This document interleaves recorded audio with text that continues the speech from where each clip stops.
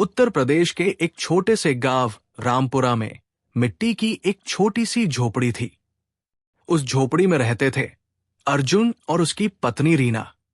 रीना पढ़ाई में बेहद तेज थी। बचपन से उसका सिर्फ एक सपना था, आईपीएस अफसर बनना। लेकिन अर्जुन, वो सिर्फ एक साधारण इंसान था। ना बड़ी नौकरी, ना पैसा, ना जमीन जायदाद। गांव में लोगों के खेतों पर काम करके जैसे तैसे घर चलाता था। फिर भी उसकी सबसे बड़ी दौलत थी रीना का सपना। शादी के बाद भी अर्जुन ने कभी रीना को घर के कामों में नहीं उलझाया। सुबह 4 बजे उठकर वो खुद खाना बनाता और कहता, रीना, तुम बस पढ़ो, एक दिन पूरी दुनिया तुम्हें सलाम करेगी। रीना किताबों में डूबी रहती और अर्जुन चुपचाप मजदूरी करने चला जाता। गांव वाले अक्सर ताने मारते, अरे अर्जुन, बीवी को अफसर बनाएगा, पहले अपना घर तो संभाल। अर्जुन बस मुस्कुरा देता, उसे भरोसा था। एक दिन रीना की कोचिंग फीस भरने का समय आया। रकम बहुत बड़ी थी, घर में पैसे नहीं थे। उस रात अर्जुन देर तक जागता रहा और अगले दिन उसने अपनी मां की आखिरी निशानी, चांदी की पायल बेच दी। जब रीना को पता चला तो वो चौंक गई। ये सब क्यों किया? अर्जुन मुस्कुराया, तुम्हारी वर्दी मेरी सबसे बड़ी कमाई होगी। रीना की आंखें भर आई, लेकिन कहीं न कहीं उसके मन में एक सोच भी जम लेने लगी। क्या मैं सच में इस गरीबी से बाहर निकल पाऊंगी? 3 साल की मेहनत के बाद वो दिन आया। रीना का चयन आईपीएस में हो गया। पूरा गांव खुशी से झूम उठा। ढोल बजे, मिठाई बंटी, लेकिन सबसे ज्यादा खुश अर्जुन था। वो हर किसी से कह रहा था, देखा, मेरी पत्नी अफसर बन गई। उस दिन रीना पहली बार खुद को अर्जुन से अलग महसूस करने लगी। अब लोग उसे मैडम कह रहे थे।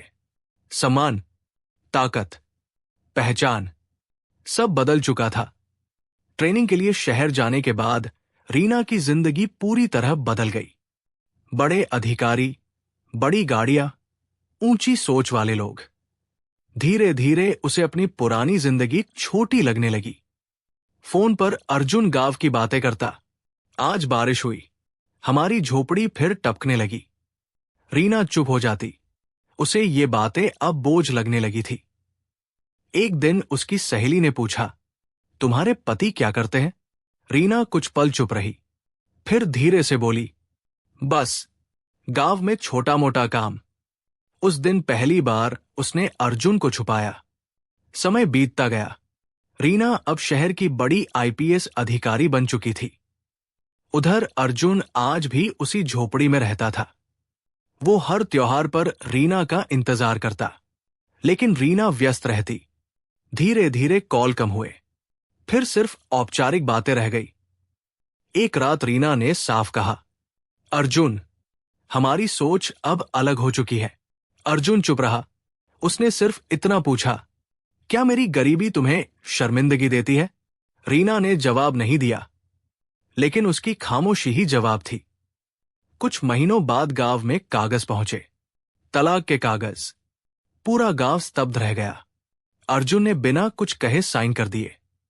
ना गुस्सा, ना शिकायत, बस जाते हुए बोला, तुम्हारा सपना पूरा हो गया, अब खुश रहना। रीना शहर लौट गई और पीछे छूट गई एक टूटी झोपड़ी और इंतजार करता एक इंसान। 5 साल गुजर गए। आईपीएस अधिकारी रीना अब बेहद सख्त और सफल अफसर बन चुकी थी।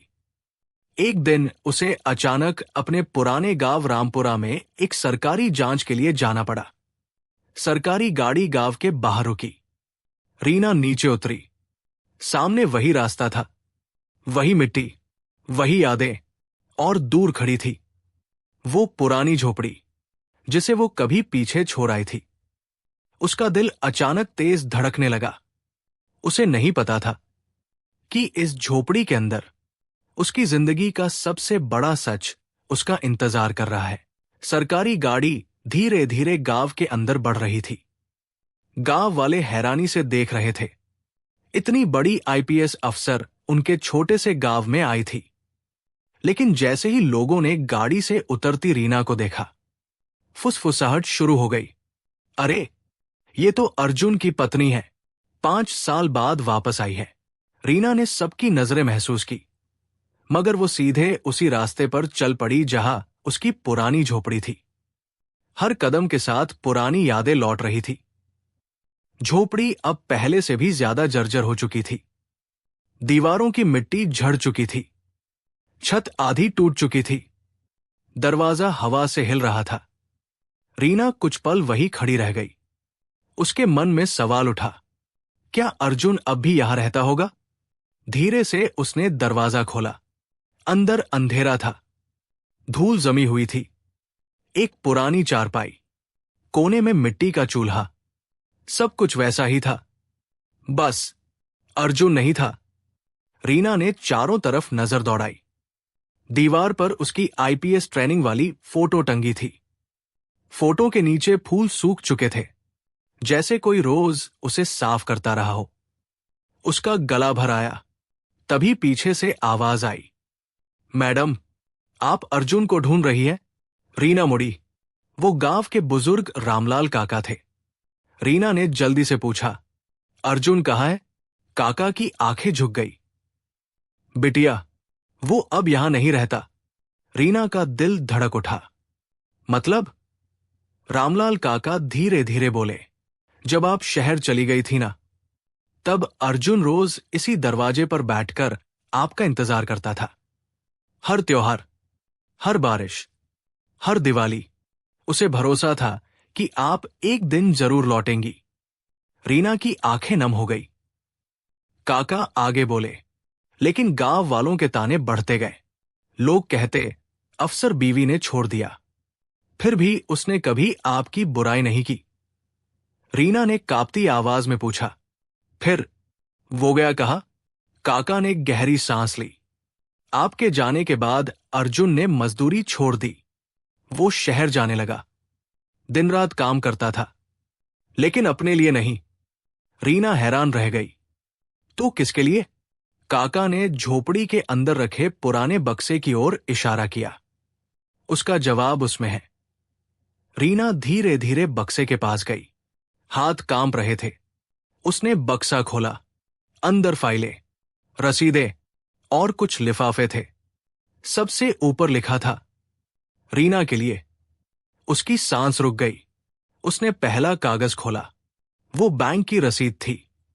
हर महीने बड़ी रकम जमा की गई थी। नाम पढ़ते ही रीना सन्न रह गई। खाता धारक रीना अर्जुन सिंह। रीना की आंखें फैल गई। ये क्या है? काका बोले, बिटिया, आपकी ट्रेनिंग, पोस्टिंग और शहर में रहने के खर्च के लिए जो पैसे समय समय पर पहुंचे थे, वो सरकार नहीं भेजती थी, अर्जुन भेजता था। रीना के हाथ से कागज गिर गए।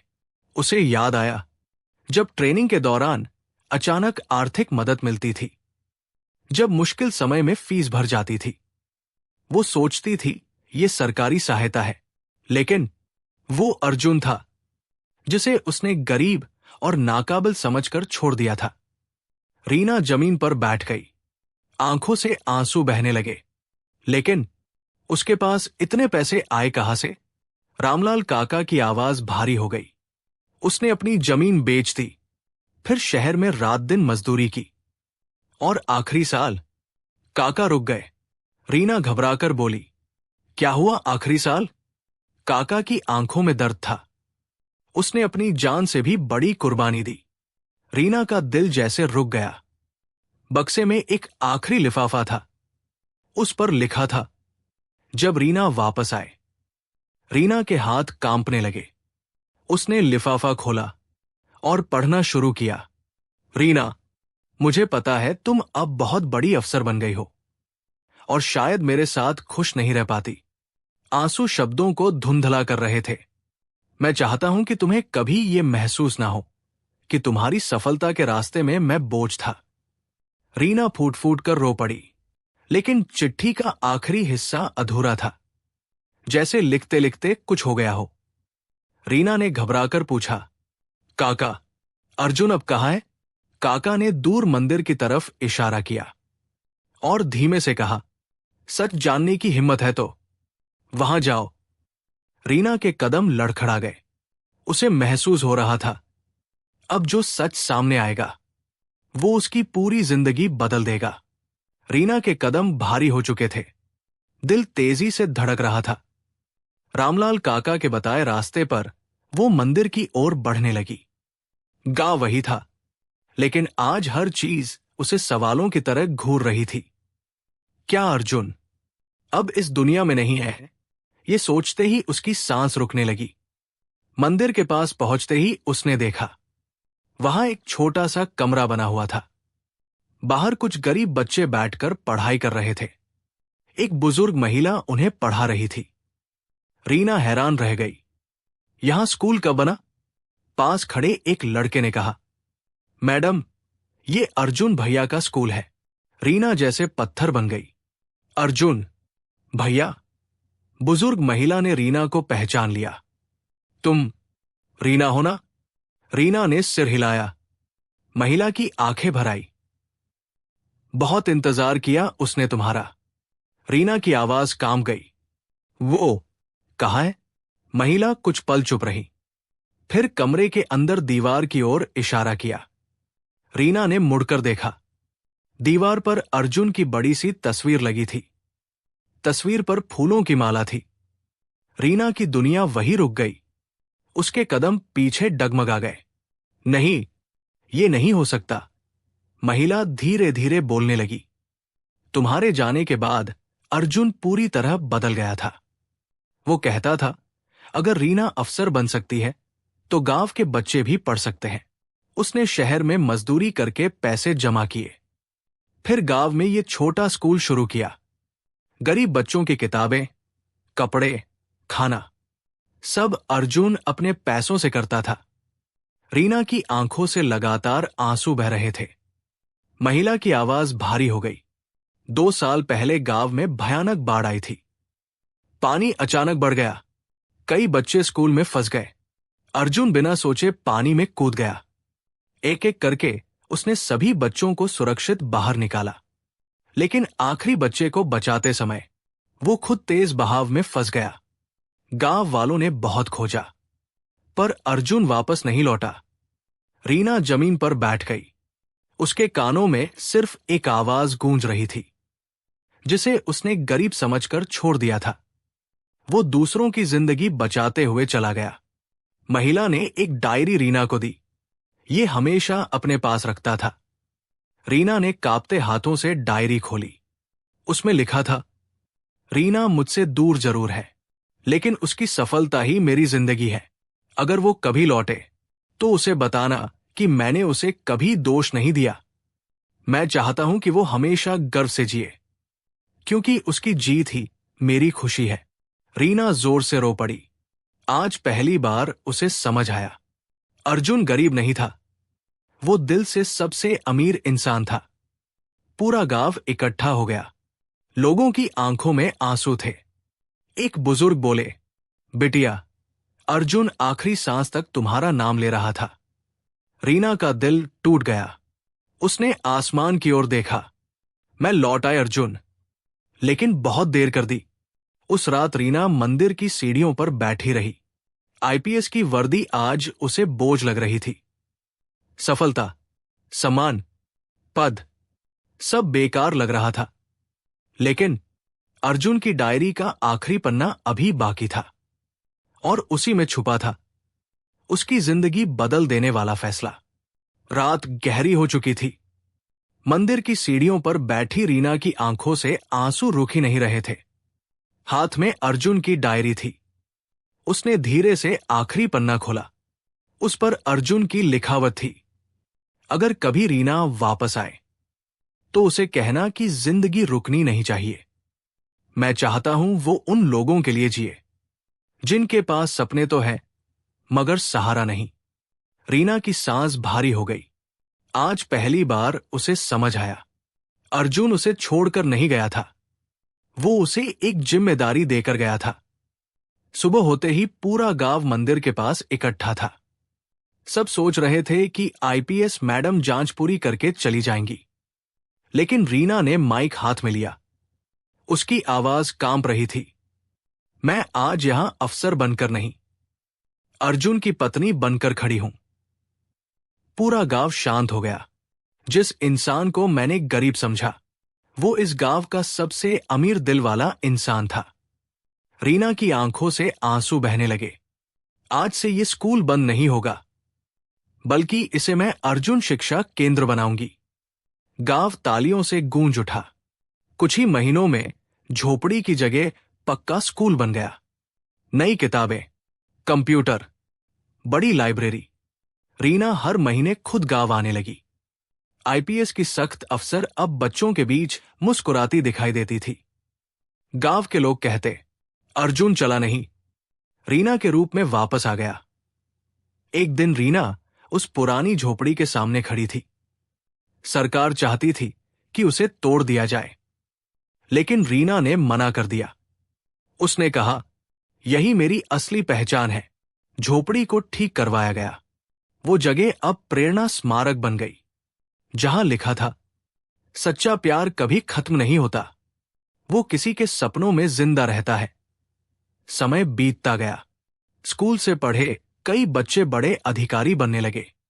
एक दिन एक छोटा लड़का रीना के पास आया और बोला, मैडम, मैं भी आईपीएस बनूंगा, आपकी तरह।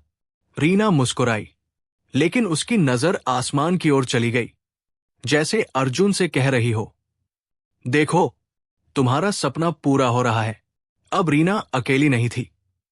पूरा गांव उसका परिवार बन चुका था। उसने अपनी जिंदगी सेवा और शिक्षा को समर्पित कर दी। लोग उसे सिर्फ आईपीएस अफसर नहीं, अर्जुन की रीना कहकर बुलाने लगे। और पहली बार रीना को पद से नहीं, बल्कि रिश्तों से खुशी मिली। शाम का समय था। स्कूल के आंगन में बच्चे खेल रहे थे। हवा धीरे धीरे बह रही थी। रीना अर्जुन की तस्वीर के सामने खड़ी मुस्कुरा रही थी। उसकी आंखों में अब आंसू नहीं थे, सिर्फ सुकून था, क्योंकि उसने देर से ही सही, लेकिन सच्चे प्यार और इंसानियत की कीमत समझ ली थी। और अर्जुन का सपना अब हमेशा जिंदा रहने वाला था।